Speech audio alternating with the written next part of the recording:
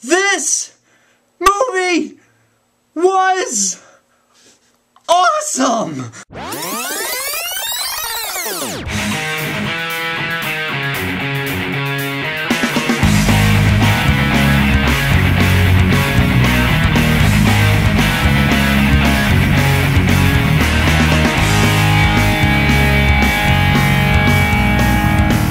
Warning! Massive spoilers throughout this entire review. If you do not want to be spoiled, click out and go watch something else. If you don't really care, and I don't blame you, it is Twilight, then keep watching. Bill Condon, you troll! You beautiful, wonderful, magnificent troll! I cannot believe you actually did that. Breaking Dawn Part 1 was such a boring, miserable film that I could not...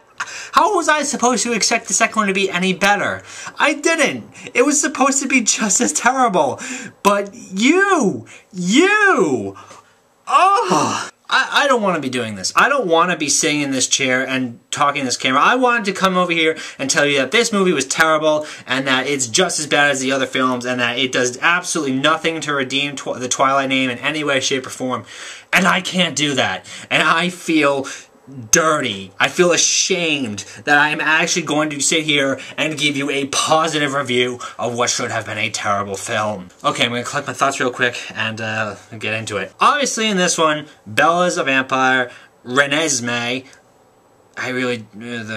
whatever. Renesmee is born, Jacob has imprinted on her, Charlie knows but he doesn't know and it's okay and whatever. And that's my whole point about the second half of the book, is that once all the pretentious dribble of that has plagued this entire series is out of the way, the film becomes a lot more enjoyable. Bella becomes a way more interesting and entertaining character now that she's a vampire. Edward is way less annoying. Jacob is still kind of creepy with the whole pedophilia thing, but it's tolerable to say the least because he doesn't really act romantic towards her. It's all very brotherly, you know, so it's not entirely creepy. And everyone is clearly having fun. It's the last film, obviously, so they're going to be like, yeah, we finally made it to the end. So obviously there's going to be some moments where, you know, it's just... But everybody clearly was having fun with this film.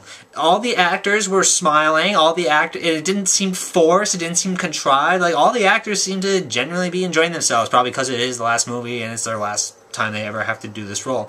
But everyone's just having fun and laughing, and there's a lot of really funny moments and a lot of parts where I laughed.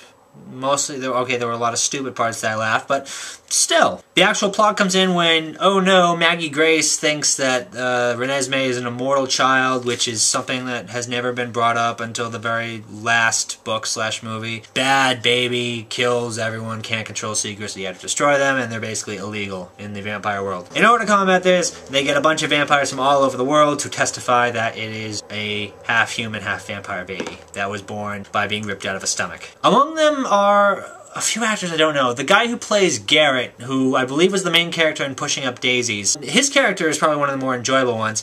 Granted, his entire character is just making Revolutionary War jokes and jokes against like the British and whatnot, but it's still funny. You still really get a laugh out of it. And then you get Alistair, who I believe was played by the brother of the lead girl in Across the Universe, you know, the one who got drafted and sent off to war. If you've ever seen Across the Universe, then you know that, but basically he's that guy. He doesn't really do much. I mean, he's out of the film towards the end, like he just leaves, but he's pretty good, you know, for what scenes he did get. And Rami Malek, who played Benjamin, who we all know can do better than the Twilight movies. I mean, did you see him in the Pacific? And he was in this?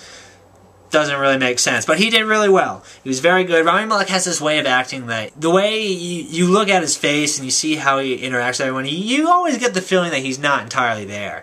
It's like he's in his own little world and then everybody else is kind of just chilling. That's always the impression that I got when it came to Rami Malek. Okay, so the entire film is leading up to this confrontation with the Volturi, you know, the vampire Illuminati from Italy that are coming to destroy this immortal child. And they get to the field, okay? And this is basically what I'm going to talk about this entire review, because everything else that before this is just kind of dribble. I mean, it's whatever. It's a preparation for this. whatever. But, so it starts off and you're like, oh, yay, another fight that's not actually going to be a fight and whatnot. And then there's actually a fight. There is actually a huge fight scene. A huge battle. Vampires and werewolves and Volturi, and they're all going at it. Carlisle gets his freaking head chopped off. No, I'm not kidding. It happens.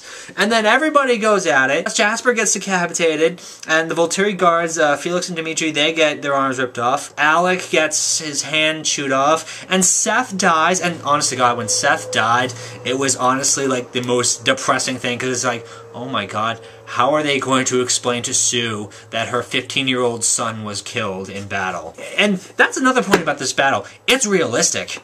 Like, the good guys die in this battle, and it's what's the best word to describe it? I was talking to Lynn about this on the way home. She's gonna do her own review, by the way. It'll go up probably tomorrow. It's realistic. It's very realistic. Your friends die. You see your friends die, and it's like, how are you gonna explain this to their parents later? And it's heartbreaking. It's really heartbreaking to see this. And then Leah falls into this like chasm to save Esme, and it's like, well, great. In the span of 1 year, Sue lost her husband and both her children. How is this woman going to survive?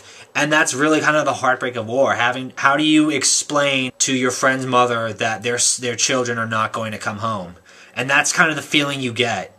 And it's really well done. It's so well done. I don't believe it. But, of course, plot twist, it doesn't actually happen. All of it is just a vision from Alice, you know, that Aro sees. And that's kind of the deciding point where it's just like, okay, maybe we don't want to do this. Maybe we don't want to go to war. Because basically all the Volturi die.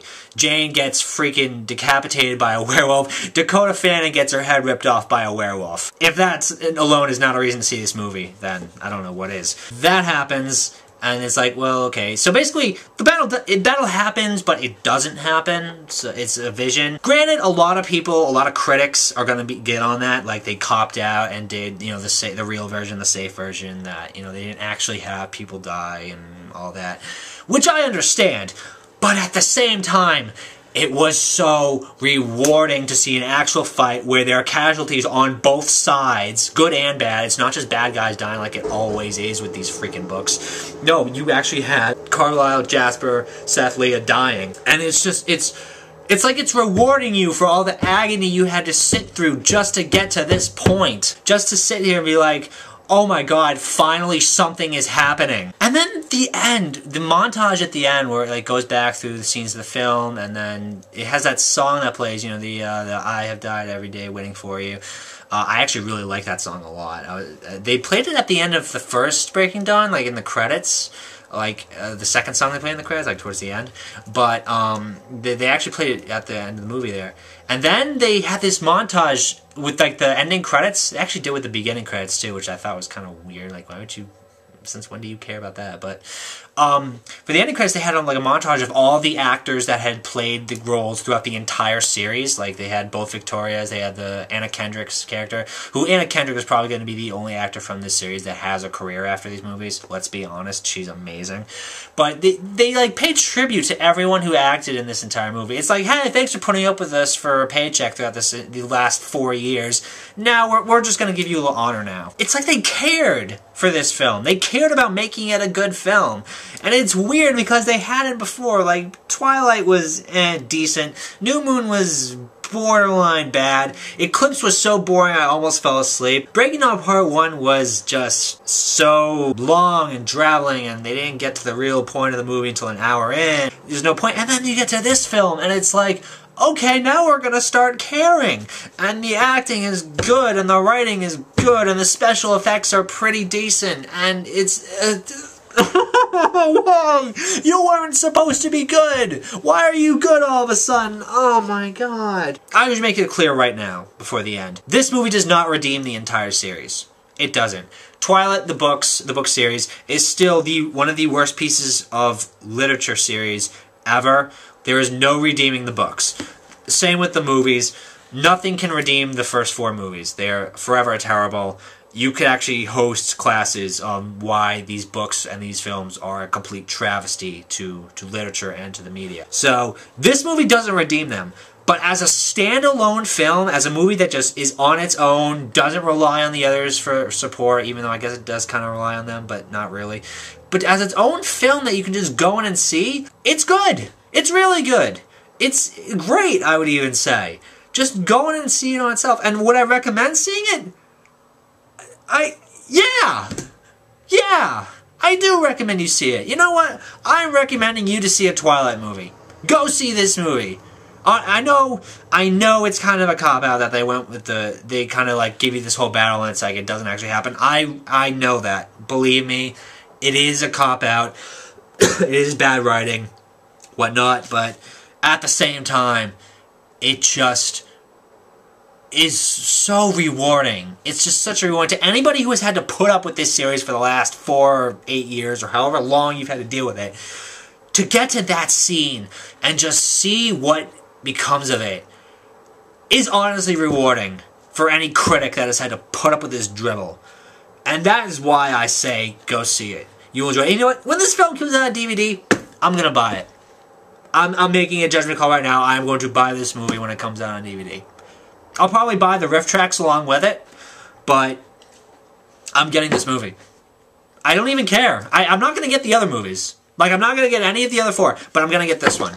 Just because I enjoyed it so much. And Lynn enjoyed it too. Like, we are 2 of the harshest critics we know of the Twilight series, and we really, really love this movie. And she's going to get into it tomorrow when she does her thing on it. Oh my god.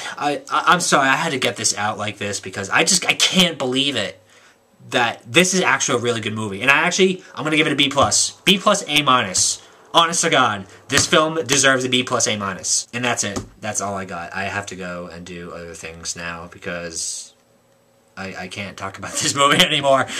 Basically, I think this is a fantastic film. I really do. It's something. It's a refreshing movie for this series. Oh, okay, I'm rambling at this point. I'm sorry. I recommend you see it. I think it was really good. It is the only good thing about Twilight that has ever come out of books or movies. It's just fantastic. Bill Condon, hats off to you. Melissa Rosenberg, good job with this film. I actually have faith now that you can actually do a good Highlander movie. The Highlander remake, I mean. Kristen Stewart. Kudos for not making me hate you for this film. You actually weren't annoying. You actually had some emotion for once. Great. Hopefully your career, hopefully you take a lesson from this film and actually make a career now instead of being useless to society. Robert Pattinson, I hope you have a career now because I honestly don't have much faith in your career because I think you've just been pigeonholed with Harry Potter and Twilight. I hope you have a career. I really do, but I'm not looking for it. Taylor Lautner, I think you really kind of waned a bit in the last half of the series, but I hope you do well in the future. I hope they all do well. Anna Kendrick especially, because I think she's amazing. But, okay, yeah, I'm really rambling at this point. Good job. I'm done. Yeah, bye. If you enjoyed this video, give it a like, a favorite, subscribe to the channel, post it on Facebook, Twitter, Tumblr, Google+, Reddit, something awful, spray paint on buildings, make a flag of it, get it tattooed in your forearm, get it branded into your forehead. This is SickSlickProductions saying keep the spirit of the movies alive.